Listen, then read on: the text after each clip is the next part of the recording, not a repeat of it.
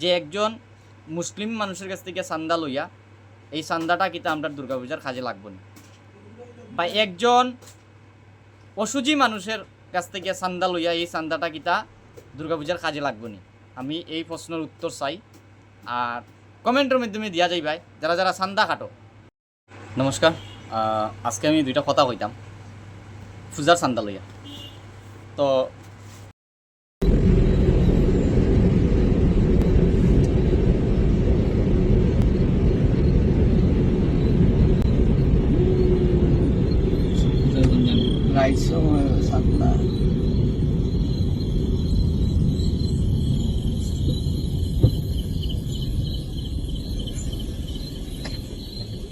দাদা আমরা দুর্গাপূজার কালেকশন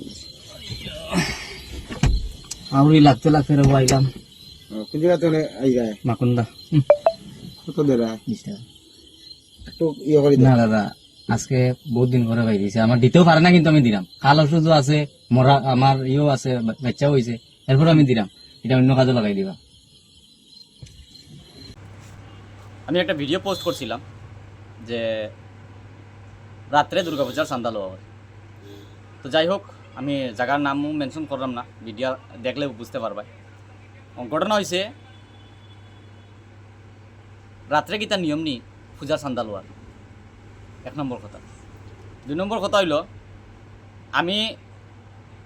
আমি দি নাই, প্রত্যেকটা মানুষে এরকম আওয়াজ তোলা দরকার যে দুর্গাপূজার চান্দা, আমরা তো দুর্গা কইছেন না যে রাস্তার চান্দা মাগিয়া দুর্গাপূজা করতে, একটা চান্দা লোয়াত কমপক্ষে 10 জন ফুলাবাইন থাকে, জোয়ান। এই 10 জন ফুলাবাইনতে যদি 5,000 টাকা করে দিয়ে 50,000 টনও হয়ে যায়, তাইলে গাড়ির থেকে চান্দা তোলা দরকার আছে নি? 1 নম্বর কোয়েকশন গেল। 2 নম্বর হইল যদি কেউ জাতক থাকে, খাল অসুস্থ থাকে, এই চান্দাটা লোয়া তার কাছ থেকে গিয়া কোনো কথা আসেনি যে তার কাছ থেকে পূজার চান্দা লোয়াইতো, বা এই টাকাটা নিয়া দুর্গাপূজার লাগবো নি। যেহেতু চান্দা কাটা ওর পূজার কাজের লাগিয়া, একজন মুসলিম মানুষের কাছ থেকে চান্দা লইয়া এই পূজাটা কিতা কার্যকরী হইব নি। কিন্তু আমি একটা ভিডিও পোস্ট করছিলাম রাত্রে 8:30টার সময় আমারে একটা নিয়েছে চান্দার লাগিয়া। তো আমি প্রথম 20 টাকা বার করে দিছি, আমার উঠিয়া কইছেন যে আরও তোরা বাড়াইয়া দেওয়া লাগি। তখনও আমি উঠিয়া কইছি যে পূজার চান্দা নিতাই বালা কথা, কিন্তু আমার খাল অসুস এর মধ্যে জাতক, হ্যাঁ। এরপরেও আমি টাকা দিছি, এরপরেও আমার কইছেন যে আরও তোরা বাড়াইয়া দেওয়া যায় না। তো আমি এটার মধ্যে বাঙ্গাইয়া কইছি যে তোমরা পূজার কাজে এই টাকাটা লাগাইও না, অন্য কাজও লাগাই দিও।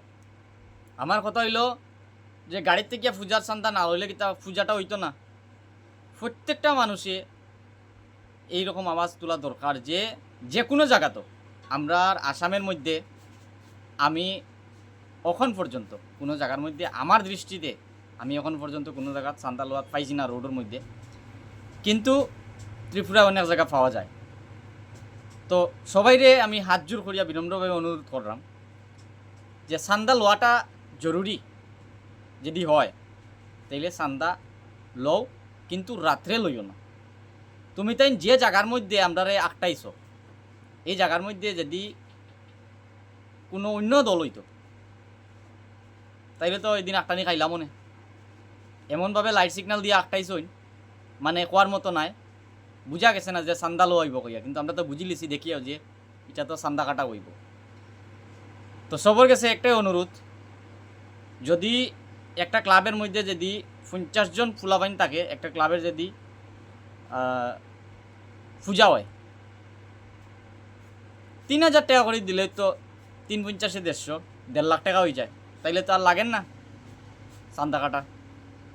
তো এটা ব্যক্তিগত ব্যাপার, আপনারা ব্যাপার, কিন্তু আমি যতটুকু হাত জোর করিয়া কইলাম, আমরা গাড়ি দিয়া রুজু করি, তেল দিয়া সারাদিনে 500 টাকা হাজিরা পড়ে না, এর মধ্যেও চান্দা দেওয়া লাগে, জায়গায় জায়গায় চান্দা দেওয়া লাগে। আমি তো আরও কোনো জায়গায় যদি এরকম পাই চান্দা কাটা, আমার তো ভিডিও সবসময় অন থাকে, আমি ভাই ভিডিও ছাড়ব। কারণ হয়েছে আমরা কষ্ট করি রুজু করলাম, তুমি তেন কষ্ট করিয়া পূজা করতায়, পূজার চান্দা দেওয়া। আমরা তো হিন্দু মানুষ, আমরা কিতা পূজা করলাম না নি, আমরা কিতা গ্রামে পূজা না নি, আমরা চান্দা দিয়া পূজা করাইলাম। আমরা তো মানুষের কাছে গিয়া রাস্তার গাড়ি খাড়া করিয়া পূজার চান্দা তুলতাম না। তো এই জিনিসটা যদি বন্ধ করা হয় সব থেকে ভালো হইব। ধন্যবাদ সবাই রে ভিডিওটা দেখার লাগিয়া। যদি ভালো লাগে ভিডিওটা শেয়ার করিয়া দিও, আর সবার খানো পৌঁছিয়া দিও যে এইগুলা কথা মানুষের কাছে প্রশ্ন উঠের, যে একজন মুসলিম মানুষের কাছ থেকে চান্দা লইয়া এই চান্দাটা কিতা আমরা দুর্গাপূজার কাজে লাগবো না, বা একজন অসুজি মানুষের কাছ থেকে চান্দা লইয়া এই চান্দাটা কিতা দুর্গাপূজার কাজে লাগবো না। আমি এই প্রশ্নের উত্তর চাই, আর কমেন্টের মাধ্যমে দিয়া যাইবাই যারা যারা চান্দা কাটো। ধন্যবাদ সবাই।